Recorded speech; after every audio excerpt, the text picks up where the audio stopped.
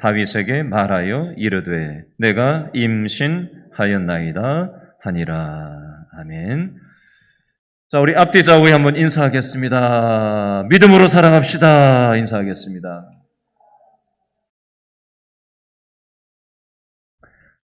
여러분, 황금 같은 수요일 저녁에 여러분들 믿음으로 살아가려고 오신 우리 한 분 한 분 믿음의 우리 동지들을 축복합니다.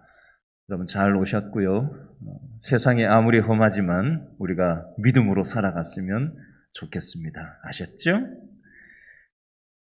토마스 커스틴이라는 이름의 작가가 유럽에 가면은 그 프랑스라는 나라가 있잖아요. 영국이 있고 바다 건너서 프랑스가 있잖아요. 그 바로 위에 벨기에라는 나라가 있는데 이 벨기에라는 나라의 왕족들에 대한 책을 이 사람이 썼어요.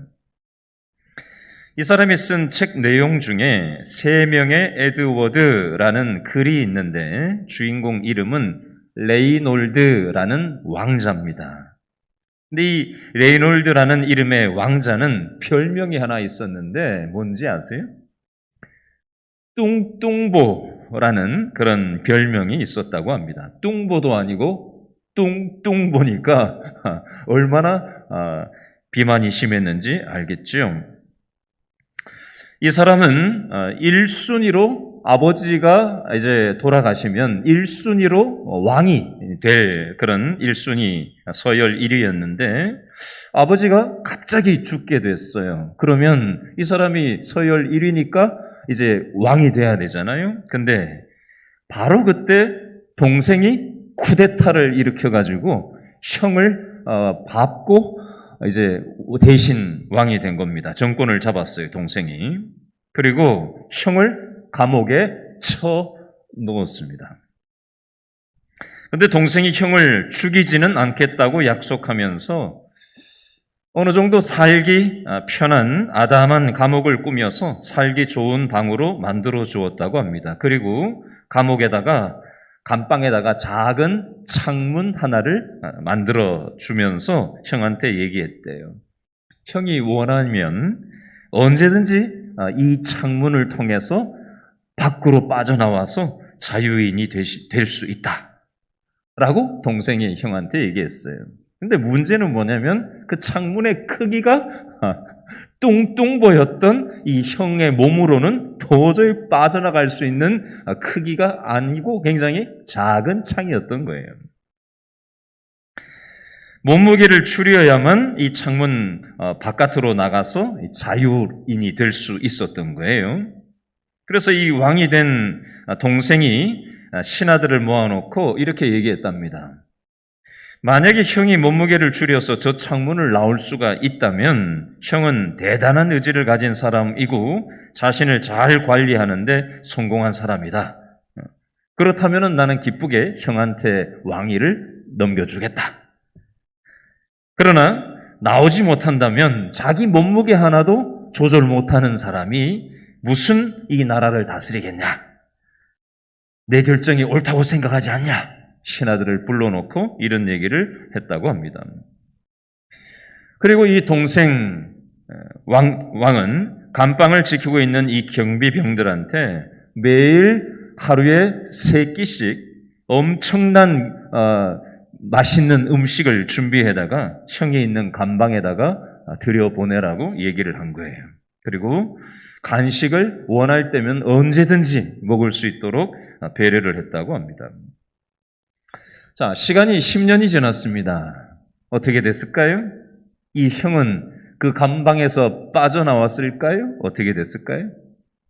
10년이 지나도 이 형은 감방에서 빠져나오지 못했습니다. 먹는 걸 좋아하고 간식을 좋아하고 자기 자신을 관리하지 못하는 그 습관이 쉽게 고쳐지지를 않았던 거예요. 너무 안락하고 편안한 거예요. 그러니까 말이 감방이지 이게 감방이 아닌 거예요. 원하는 거 다 먹고 편안하게 그렇게 살 수 있으니까 관리가 되지 않아서 10년이 지나도록 그 감방에서 나오지를 못했대요.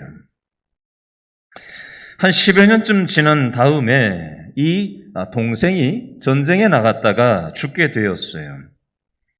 그리고 나서야 이 형은 감방에서 나올 수 있게 됐다고 합니다. 근데 감방에서 나오고 난 다음에 몸은 자유롭게 되었지만 10년 동안 이 관리를 안 한 이 건강 상태가 악화가 되어서 감방에 나오긴 나왔는데 얼마 지나지 않아서 병도로 죽고 말았다라는 것입니다. 여러분, 이 이야기는 무엇을 얘기하려고 하는 거냐면요.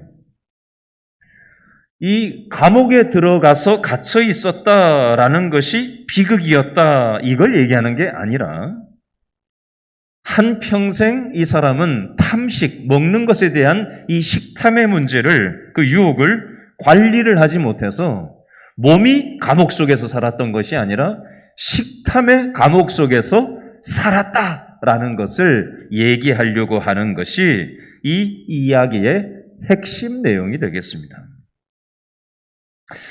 자, 오늘 설교 제목은요, 정욕이라는 부분인데, 제가 지금 왜 식탐에 대해서, 이 탐식에 대해서 얘기하고 있냐면요, 이 식탐이라는 것하고 정욕이라는 것이 굉장히 이치가 비슷하기 때문에 그렇습니다. 어떤 사람이 한평생 음식을 먹는 걸 절제하지를 못하고 탐식의 감옥에서 사는 사람이 이 이야기 속에서만 있을까요? 오늘날 우리 주위에도 많이 있을까요?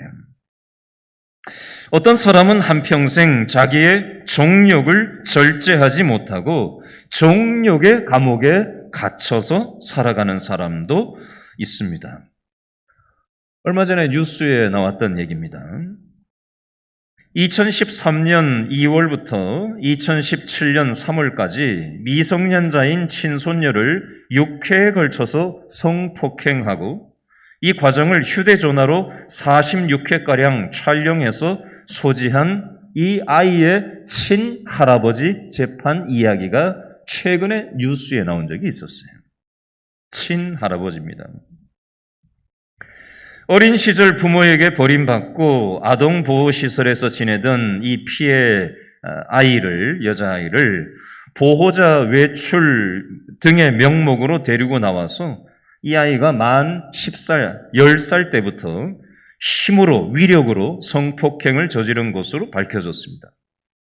만 10세이던 이 친손녀를 4년간 성폭행하고 이 과정을 촬영해서 소지한 혐의로 재판 결과 이 70대 할아버지는 항소심에서 징역 17년을 선고받았다는 뉴스가 최근에 나왔어요. 여러분, 식탐이 식욕을 절제하지 못했기 때문이라면 정욕은 성욕을 절제하지 못했기 때문입니다. 여러분, 요즘 밥맛 있으세요? 밥맛? 저녁 드셨어요? 밥맛 좋아요? 밥맛 없어요? 여러분, 식욕이 있어야 되잖아요. 그죠? 식욕이 없으면 안 되잖아요. 그런데 식욕이 절제되지 못한다면 이게 식탐으로 발전을 하게 돼 있어요. 마찬가지입니다. 성욕도 하나님이 주신 거예요. 그 욕망 자체는 나쁜 게 아니에요. 중립이에요. 근데 이 성욕이 절제되지 못할 때 이것이 오늘 설교 제목처럼 정욕으로 발전하고 죄가 된다는 겁니다. 자, 잘못된 식습관과 식욕 관리가 반복되다 보면 습관으로 나타나는 것이 탐식이라면요, 성적 욕구를 절제하지 못하는 일들이 반복되다 보면 정욕이 되는 겁니다. 정욕의 죄에 빠져서 사고를 치는 일은 어느 날 갑자기 사고로 생기는 게 아니고 평상시의 습관의 결과가 성범죄로 나타나는 겁니다. 자, 오늘 본문은 사무엘하 11장 1절로 5절을 읽었는데요. 자, 우리 몇 장만 앞으로 한번 넘겨보시겠어요? 사무엘하 5장을 한번 넘겨보시겠어요? 사무엘하 5장 13절 말씀을 한번 찾아서 읽어보겠습니다. 사무엘하 5장 13절 말씀 다 같이 읽죠? 시작.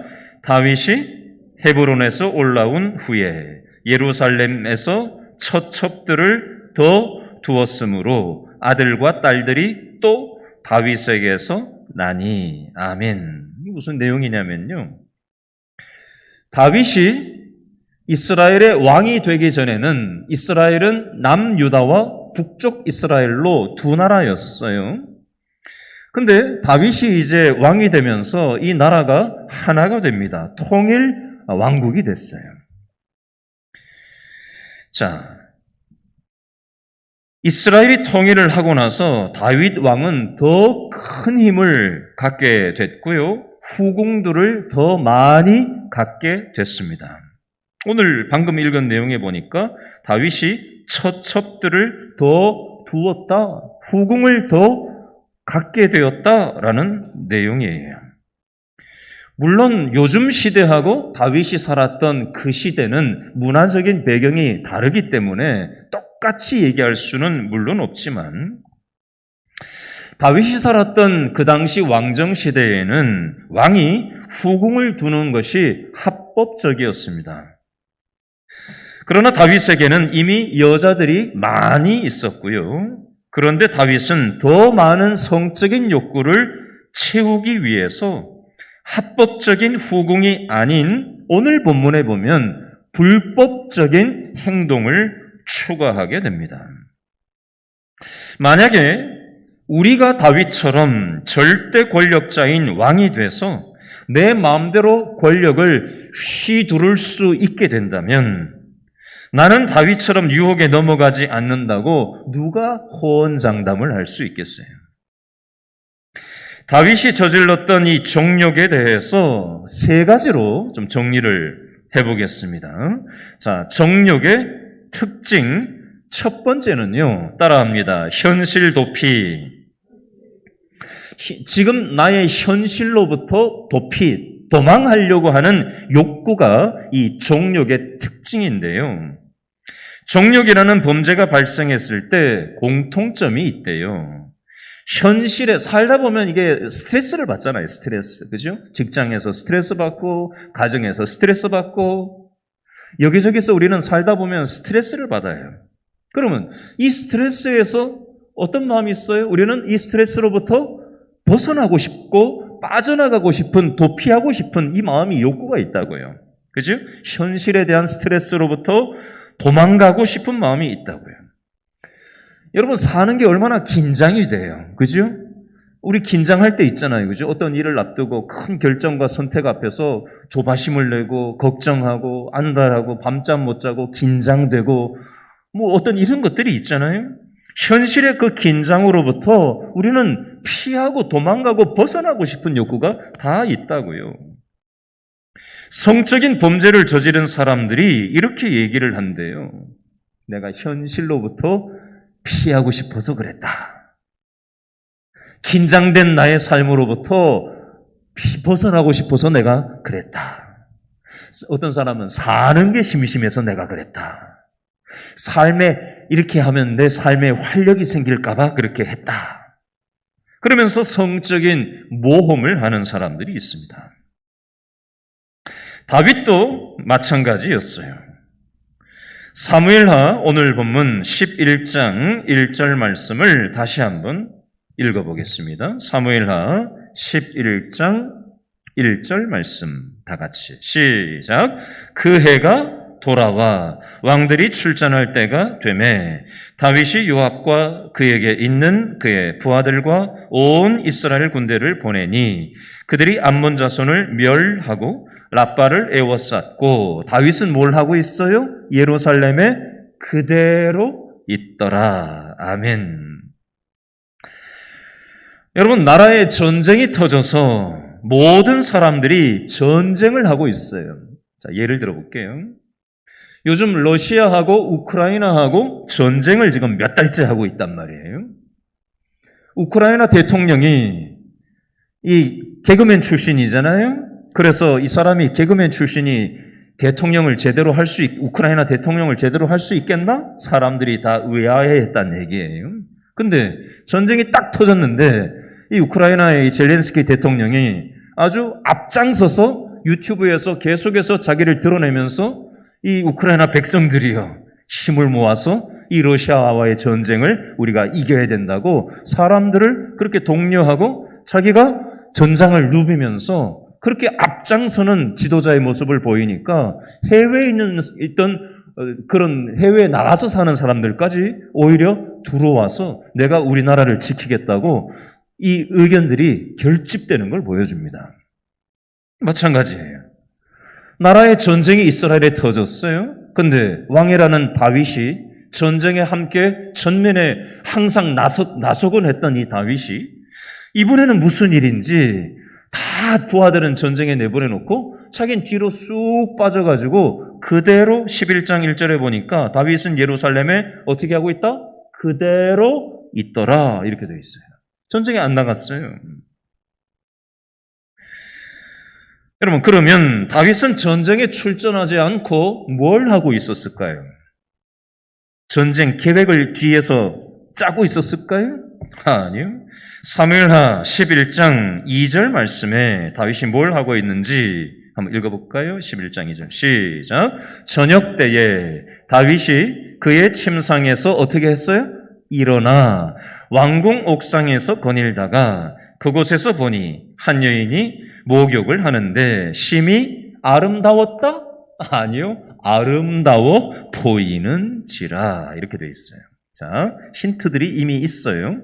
자, 2절에 보니까 언제? 저녁 때에 다윗이 잠에서 침상에서 일어났다. 여러분, 다윗이 지금 낮과 밤이 바뀌어 있어요. 그죠? 일반적인 정상적인 생활은 밤에 자고 아침에 일어나는 거죠. 근데 지금 다윗은 밤에 일어났어요. 자, 그럼 한번 생각해 보세요. 다윗은 낮에 뭐 했지? 낮에 잤다는 얘기예요. 낮 내도록 잠을 잤다는 얘기예요. 부하들은 다 전쟁 나가지고 다 내보내놓고 다윗이 하고 있는 행동이라는 게 제가 죄송합니다. 거칠게 얘기할게요. 자빠져 자고 있는 거예요. 왕이라는 사람이. 얼마나 한심합니까? 얼마나 긴장이 풀어져 있어요. 일상이 무너져 있단 말이에요. 그러고는 낮 동안 계속 자다가 밤에 일어났어요. 그럼 사람은 저녁에 자고 아침에 일어나서 규칙적인 생활을 해야 규칙적인 생활이 되는 거예요. 여러분, 남들 다 일하는 시간에 하루 종일 개나서 잠을 자다가 밤에 일어나서 어슬렁거리다 보니까 목욕하는 여자가 눈에 들어온 거예요. 자, 심리학자들은요, 이 성적인 선을 넘어서는 사람들한테 공통점이 있다고 얘기하는데요. 환상을 본대요, 환상. 환상 속으로 도피를 한대요. 환상 속에서 사람을 찾고 환상 속에 환상처럼 동화처럼 꿈에 그리던 삶을 살고 싶어 하는 마음이 있다는 거예요. 이게 발전을 하다 보면요, 이 동화 같은 삶을 자꾸 드라마를 자꾸 보고 그걸 묵상하고 나도 저렇게 좀 살 수 없을까? 이렇게 자꾸 에너지를 거기에 쓰다 보면 현재 나의 현실에 대한 적응력이 떨어지고 현실을 소중하게 여기는 마음이 달아나 버려요. 밥맛도 없고요. 의욕도 없고요. 나에게 주어진 현실이 소중하게 손에 뭐가 잡히지가 않게 되어 있어요.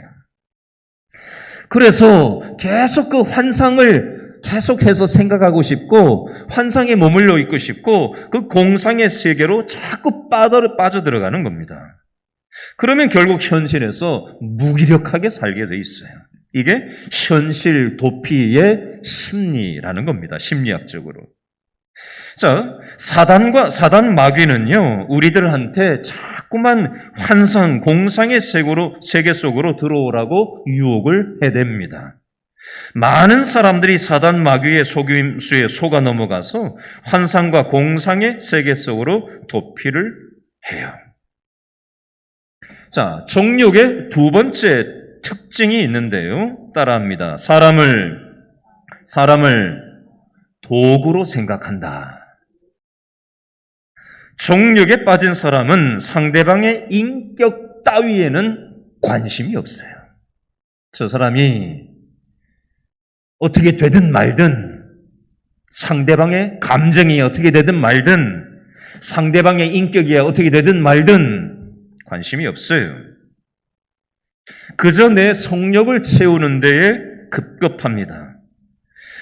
여러분, 진정한 사랑은 사람을 도구로 취급하지 않아요. 사람을 인격체로 존중을 합니다. 다른 사람에 대해서 배려가 있고 대화가 있어요. 근데 정력의 특징은요, 배려가 없고 대화도 없어요. 내가 성욕을 얻기 위해서 상대방의 성을 힘으로 빼앗고 상대방의 성을 돈으로 빼앗는 겁니다. 사무엘하 11장 3절 말씀에 보면 다윗은 목욕하는 여자를 보고 나서 어떻게 행동하지요? 알아보니까 남편이 있다 없다? 남편 있는 유부녀라는 것을 알게 됐어요. 그러면 다윗이 아무리 왕이라고 해도 아무리 이 여인들을 많이 거느릴 수 있는 그 시대 문화권에 사는 절대 왕권을 가진 왕이라고 할지라도 후궁이 아닌 여자이고 남자의 부인인 이 밧세바에 대해서 선을 넘어서는 안 되는 거예요. 근데 다윗은 남편이 있는 여자란 유부녀라는 걸 알게 되면서도 사람을 보내서 자신의 힘을 가지고, 그리고 성경에 표현되어 있지 않지만 돈으로 또 힘을 통해서 상대방 유부녀의 성을 빼앗는 장면이 나와요. 다윗은 내 성욕을 위해서 다른 사람을 인격으로 대하지 않고 도구로 생각했습니다.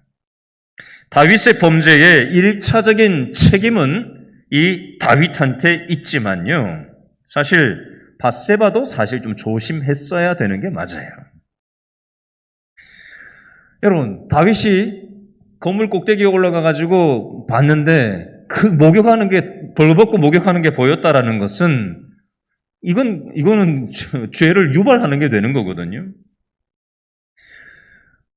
뭐 남성도 마찬가지지만 특별히 여성들 같은 경우에 옷을 입는 것 조심할 필요가 있습니다.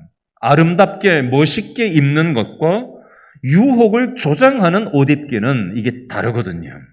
옷 입는 것도 어떤 선이 있는데 선을 나만 이쁘면 된다, 내 만족을 위해서 입는다고 하지만 그것이 상대방한테 유혹거리가 되고 상대방의 마음을 뒤흔들어 놓는다면 선을 넘는 옷 입기는 좀 조심할 필요가 있고 자신의 책임 없는 행동으로 인해서 또 다른 사람들이 유혹에 빠질 수 있기 때문에 그렇습니다.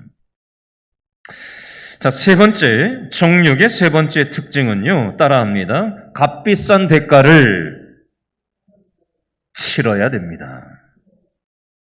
자, 히브리서 11장 25절 말씀에 보니까 잠시 죄악의 낙을 누리는 것보다 더 좋아하고 라는 표현이 있어요. 죄를 짓는 것이 낙이 있대요. 낙이 있다는 것은 좋다는 거거든요. 여러분, 술 맛을 모르는 사람이 있고요, 술 맛을 아는 사람들은요, 술이 좋은 거예요. 그게 낙인 거예요. 내가 술 없으면 무슨 낙으로 사나, 이렇게 얘기하는 사람들이 있어요. 여러분, 성적인 쾌락이, 그게 또 이 낙이 없으면 무슨 낙으로 사나, 이렇게 얘기하는 사람도 있습니다. 술에는 쾌락이 있고요, 성에도 쾌락이 있어요. 근데 그 성이 정욕으로 발전하고 선을 넘어가 버리면 값비싼 대가를 치러야 됩니다. 성적인 선을 넘어간 이 정욕의 행동으로 인해서 가정이 파괴되는 값비싼 대가를 치르는 경우도 있고요. 또 그 잘못된 성적인 만족을 위해서 정욕의 행동을 하고 나서 그걸 숨기려고 하다 보면 어떻게 되죠? 배우자 간에 거짓말을 하게 돼 있어요. 그것도 거짓말도 한두 번이지 3번, 4번, 5번, 며칠 전 뉴스를 보니까요, 세상에 어떤 여자가, 우리나라 여성분이 자기 집, 결혼해서 자기 집이 있는데 옆집에 애완견을 키우는, 반려견을 키우는 옆집 남자하고 반려견 때문에 애가 애 뭐 먹겠어요, 뭐 어쩌세요 이렇게 하다가 그냥 남편한테 속이고 그냥 그렇게 산다는 거예요. 두 집 살림을 한다는 거예요. 바로 옆집에서. 그러니까 그 마음이 그 속이고 거짓말하고 그러고 살아가는데 그 얼마나 불안할 거예요. 쾌락이 있어요, 분명히. 그죠? 그 쾌락, 모험적인 스릴이 있는 쾌락이 있지만 그 거짓말하면서 그러고 사는데 그 마음이 과연 편할까요, 그거? 그 나중에 들통이 났단 말이죠. 그럼 어떻게 되겠어요, 그 가정이? 값비싼 대가가 치러져야 된다는 겁니다. 가정이 파괴되고 인격이 파괴되는 그런 값비싼 대가를 정욕의 특징이 치르게 한다는 겁니다. 다윗은 이 정욕의 결과로 어떤 값비싼 결과를 치르게 됐지요? 다윗도 처음에는 거짓말을 했지요? 그리고 살인죄를 불륜 그 여인 바세바의 남편을 청부 살인을 했지요? 그리고 그 사이에서 불륜을 통해서 태어난 아이가 7일 뒤에 죽었지요? 그리고 다윗의 아들 암논이 배다른 이복 여동생 다말을 성폭행하는 장면이 나옵니다.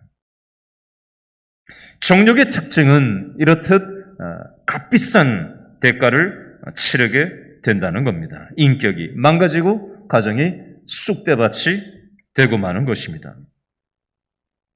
자, 여기까지가 이 정욕으로 인한 특징으로 인한 이 결과물들이었다면, 자, 오늘 설교 제목 한번 다 같이 읽어볼까요? 오늘 설교 제목 시작. 정욕에서 벗어나는 길. 이 정욕에서부터 그럼 우리는 어떻게 빠져나올 수 있나?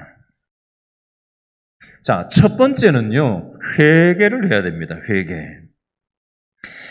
시편 51편 말씀해 보면 다윗이 회개 기도하는 장면이 나와요. 근데 다윗이 시편 51편에서 회개하는 것은 이미 너무 늦어버렸어요. 왜 그러냐? 다윗은 거짓말을 하고 청부살인을 하고 수많은 어려움들을 겪으면서 회개하지를 않았어요. 하나님이 나단 선지자를 다윗한테 보내셔서 다윗을 책망하니까 더 이상 빠져나갈 구멍이 없다 보니까 다윗이 그제서야 회개하고 있더라는 것입니다. 여러분, 회개는 지금 당장 해야 됩니다. 유혹이 찾아왔을 때 요셉처럼 즉시 그 유혹으로부터 박차고 나가야 돼요.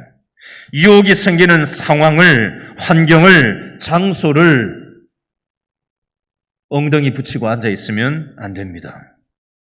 두 번째, 정욕에서 벗어나기 위해서 어떻게 해야 되나? 사랑해야 돼요. 사랑. 좀 전에 정욕에서 벗어나기 위해서 회개해야 된다고 그랬는데, 두 번째는 사랑을 해야 되는데, 누구를 사랑해야 되나? 하나님이 나에게 주신 배우자를 사랑해야 됩니다. 하나님이 내 인생에 선물로 주신 사람들을 소중하게 여기면서 살아가야 합니다. 세 번째, 정욕에서 벗어나기 위해서 어떻게 해야 될까? 거룩한 일에 바쁘게 살아야 돼요. 다윗은 전쟁에 나가서 자기가 해야 될 일을 하지 않았어요. 시간이 남아 돌다 보니까 하루 종일 대낮에 자고 일어나서 저녁에 일어나서 남들 자는 저녁에 일어나서 어디 뭐 재미있는 일 없나 그러고 있었단 말이죠. 바로 이때 사단 마귀가 그 틈을 타서 틈을 놓치지 않고 이 다윗을 넘어뜨리고 있더라는 겁니다. 기독교 철학자인 키에르 케고르라는 사람이 있는데 이 사람도 성적인 유혹을 내가 받았던 적이 있다. 그래서 돈을 가지고 성을 사고 싶은 욕망이 내 안에 있었던, 유혹이 생겼던 적이 있다. 그래서 내가 믿는 사람이 이래서는 안 되는데 마음속으로 괴로웠다. 그래서 기도했답니다. 기도했는데도 이 욕망이 잠재워지지 않더래요. 그러다가 씨름을 하고 고민을 하다가 자기가 이 욕망을 해결을 보고 메모를 남겼는데 이렇게 메모를 남겼다고 합니다. 마음의 깨끗함, 진실한 마음의 깨끗함은 오직 한 가지 목적에 몰두하는 데 있다. 신적인 목적, 하나님의 목적 앞에 몰두할 때 나는 내 마음이 깨끗해지는 것을 느낀다. 한마디로 얘기하면 하나님이 주신 어떤 생각이나 마음에 집중하고 거기에 에너지를 쓰다 보면 거기에 에너지를 다 쓰는데 딴 데 쓸 에너지가 없거든요. 근데 하나님의 일에 열심히지 않고 어디 뭐 재밌는 거 없나 이 엉뚱한 데 관심을 가지다 보면 유혹받기가 쉽다는 겁니다. 그 욕망에 휩쓸리기가 쉽다는 거예요.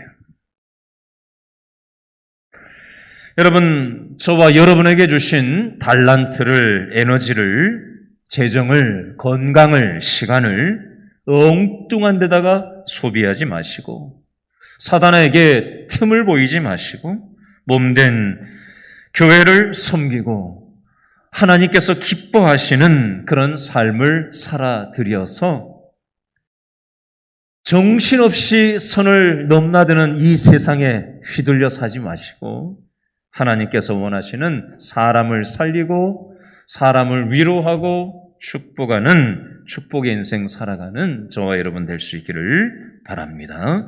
기도하겠습니다.